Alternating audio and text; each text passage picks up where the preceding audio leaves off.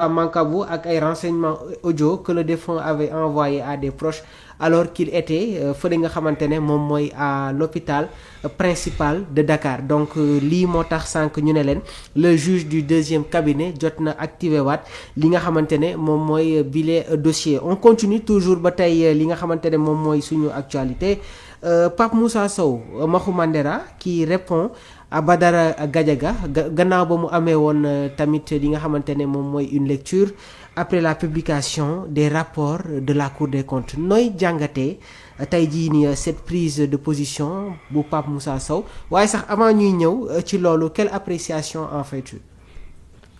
Pour moi, en fait, j'ai écouté les paroles de Badara Gadiaga. Oui Badara waaw. Mais xam nga ñun Sénégal ci penc mi on a un problème. dañoo am problème. Le problème mooy lan. Quelqu'un tu peux ne pas être d'accord avec ses propos. Oui. Mais tu n'as pas le droit de lui dire que yow amoo droit wax. Est-ce que Pape Moussa moom moo war a wax Badara Gadiaga yow amoo droit wax. Gis nga. Il faut apprendre à encaisser les critiques. Ça fait avancer. léegi Badara Gadiaga bu fekkoon dafa mës a trafiquer BFM bi muy wax. waaw. Est-ce que ça veut dire qu'il n'a plus le droit à la parole? génnee na rapport bi de. non mais waxuma ne li mu wax amul ah. waaw li mu wax c'est un rapport boo xamante ni exactement oui. moom la brandir. mais mën na am jàpp naa ni sax mën na am na. ci wàllum yoon waxu. mais xam nga. waaw. su Cour des comptes. génne rapport que ne lii kat. je pense que bu fekkoon Badara Gadiaga. weddi na ko dina xam ne ni mu koy attaqué. waaw parce que y a une question qui a été man posée loolu oui. le problème ne se pose pas Badara Gadiaga am na BFM ak amul BFM le problème ne se pose pas à mon niveau. pour man loolu. loolu ci wàllu boppam parce que man dama mës a jàppale oui que l'intellectuel ne fait pas l'intelligent. oui C'est pas parce que tu es un intellectuel que tu es intelligent. Man je vois des gens yoo xam ne jàngu ko tax ñuy wax. oui Ils n'ont pas séjourné à l'université. waaw yàgguñu fa mais ils défendent des thèses yoo xamante ni peut-être que un docteur mën na ko bañ a mën a défendre. Ça c'est une réflexion. Pour man nit ki c'est pas parce que da nga jàng que tu es intelligent. oui te tamit ñàkk a jàng xam nga Sénégal parfois on est en période de démocratie plurielle mooy lan dañoo soxla wu ku nekk du ñu censurer xalaatu kenn. nit ku am xalaat ci penc mi am nga droit wax ko mais mënoo ne yow amoo droit wax lii xam nga ñun parfois on attaque des personnes sans pour autant attaquer des propos. Ou bien des comment dirais-je. Des idées. Il faut attaquer les idées. Très et bien. arrêter les personnes. Badara Gadiaga man la plupart du temps je suis pas pour ce qu'il dit li muy wax. D'accord ma ci lu ci bëri quoi. oui exactement waaw. mais da ngay accepter. balaa c'est bëggoon ñëw ak yow sax mais oui. da ngay accepter man attaqué naa ko fii combien de fois que ne li mu wax noonu amul. corriger ko mais il a le droit de donner son avis. mais tamit ci foofu. waxu oui pourquoi mon ami Pape Moussa Sow moom moo ko war a censurer que ne warul wax gis nga ñun il faut que ñu revenir sur les principes de la démocratie kii li mu wax nañu dugg ci biir man je suis d'accord naa ci li mu wax. d'accord nga ci lu je wax suis 100% d'accord que Badara Gadiaga li mu wax yow quand l'État demande aux populations de faire des sacrifices moom nee na Badara Gadiaga li mu wax mais yaa xayti mu la xel nangu na ko ñun du ñu nangu def sacrifice bu dee yéen defoo leen te l'État pour man état bi sax position boobu la war a am que ne ñun dañuy def ay sacrifices on va vous demander vous aussi de faire des sacrifices. La situation elle est là man l'autre jour je t'ai dit que ne il faut que sénégalais yi xam ne kat on est en période de crise yu bëri dañu war a takk suñu biir exactement. wax naa la ko. mais est-ce que tamit. il faut que tamit ñu xam ne. waaw le gouvernement. situation bi mu nekkee nii du wax la soxla mais ay jëf la soxla mooy lan. on est en période d'austérité dëkk bi on est en crise ñun nangu kooku ñu bañ koo nangu gis nga man pour man. Il faut que Pastef ñoom le pouvoir exécutif def seen liggéey. D'accord. On est en période de crise et ñoom wax nañu ak population bi. gëm nañu gëmuñu pour man la population n'a pas d'autre choix. ci foofu Maxu est-ce que yaakaaroon ne que la tonalité de la prise de parole bu le sieur Gadiaga ça cause pas un peu problème. Sur la tonalité waaw c'est vrai que c'est le ton qui fait la chanson. Wow. Mais à chacun sur la tonalité sa façon de s'expliquer moom ni muy waxee noonu lay waxee man ni may waxee ak membre ni ngay waxee bokkul am na ñoo xam ne peut-être que mën nañ ma gis ñu ne kii il est arrogant. am na ñoo xam ne ñu ne gis peut-être que ñi may waxee neex leen am na ñoo xam ne neexu leen àdduna moo demee noonu te tamit on n'est pas là pour lui donner des cours de communication on est là pour analyser moom li mu wax yoon la wala du yoon. man jàpp naa ne li mu wax yoon la. jàpp nga ne yoon la. non jàpp ne yoon la parce que xam nga tey ji sur le plan l'autre jour on en avait parlé. bi ñuy ñëw ci ajustement structurel bi muy am Sénégal en 1983. ajustement structurel bi mu amee. yaa ngi ko doon évoquer la fois dernière. waaw en 93 avec le plan Sakhalou. mais le président de la République Abdou Diouf dafa wàññi salaire yi de 15%. Abdou Diouf bi dafa wàññi salaire yi de 15% nee na Abdou Diouf xam nga lu mu wax. man maa ciy jiitu. man maay jiitu man la ñuy njëkk a wàññi sama salaire les ministres là on va diminuer le salaire ñenn ñi 15% la ñenn ñi demoon na ba 25% de leur salaire. parce que dafa jàpp ne. waaw instant bi il fallait que c'est vrai que le plan Sakho n'a pas évité à ce qu'on ait une dévaluation parce qu'en 94 il y a eu une dévaluation mais le plan Sakho bi ñu koy def.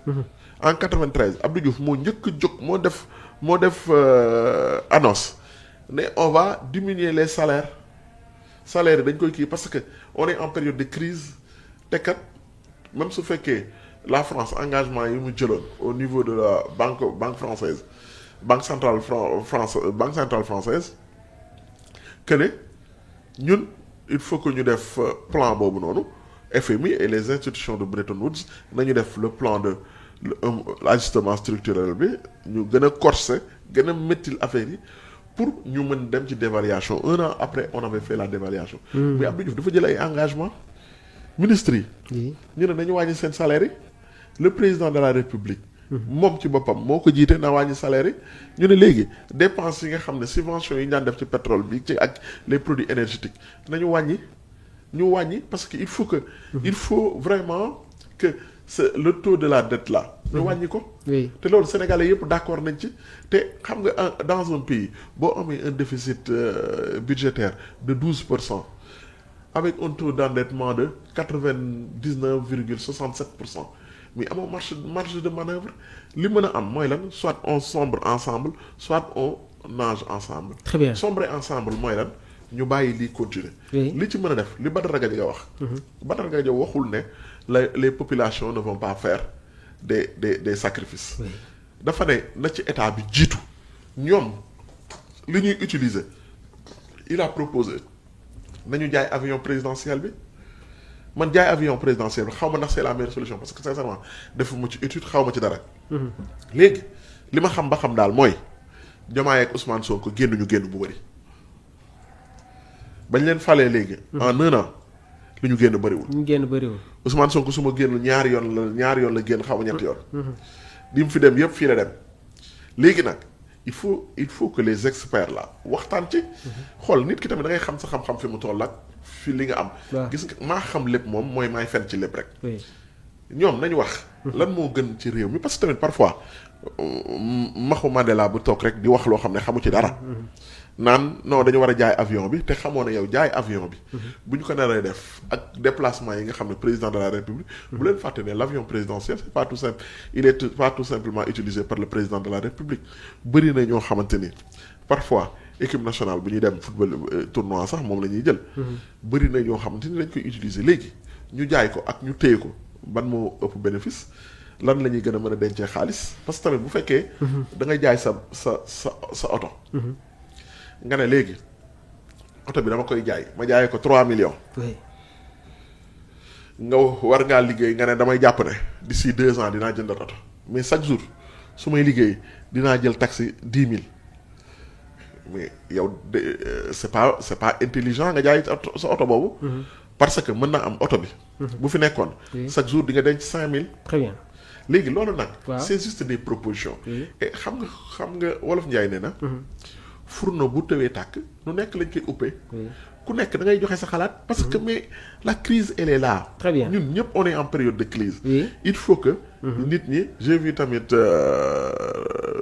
Cheikh Bara. waaw mu attaqué Badara Gadiaga ci loolu. pour man nañu bàyyi di attaqué ay personnes di attaqué ay idées yu mu wax boo nee ñun amuñu droit ñun nu mu tuddati du ñu def sacrifice dañoo war a def sacrifice bu dee loolu ci idées yi nga attaqué mais boo nee ni muy waxee ak lii la waxee ak amul befem yooyu c'est des débats personnels loolu c'est des loolu yitteeluñu. Très bien. waxu penc mi.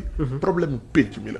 befemu Badara Gadiaga befemu penc mi la doxaanu Badara Gadiaga la suñu yoon nekk ci. D'accord ngir yàlla. alors dinañu gën a xóotal sur la gestion 2019-2024 dinañ si gën a yaatal maxu waaye tamit dama bëgg nga wax tuuti sur la télévision nationale. Malaise à la RTS après la déclaration offensante de Abdoul Mbow envers le premier ministre Ousmane Sonko yow mi nekk expert digital nan ngay jàngatee tamit mbir mi. c'est la déclaration gis naa ko c'était catastrophique et pour man la télévision a fait une erreur monumentale il faut oser le dire erreur c'est une erreur monumentale loo xam ne ça se fait pas à la télé. Non ça se fait pas à la télé. Comment tu peux yow un opposant qui fait une conférence de presse. Oui. Pour dénoncer mu wóor la ne ils sont là pour dénoncer. Pour attaquer le gouvernement. Oui. Tu mets ça en direct mais loolu ku xam télé du ko def. ku xam télé du ko def. Non jamais de la vie. Sur une télévision publique la télévision publique. Ouais. La télévision nationale. Le parti de l'opposition et nga xam ñii ni ñuy waxee nga xam ne ñii kat. Parfois duñu répondre même sur des accusations ils répondent ñoom it ils répondent sur des personnes nga yóbbul leen télévision nationale à un journal de grand suivi. Oui. Maanaam le journal le plus suivi du pays. Le journal de 20 heures. ñu dem di def direct nga jël quelqu'un koo xamante ni.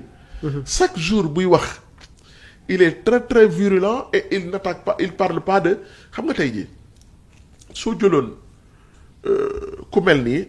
je donne un exemple Moustapha Diakhaté. Oui.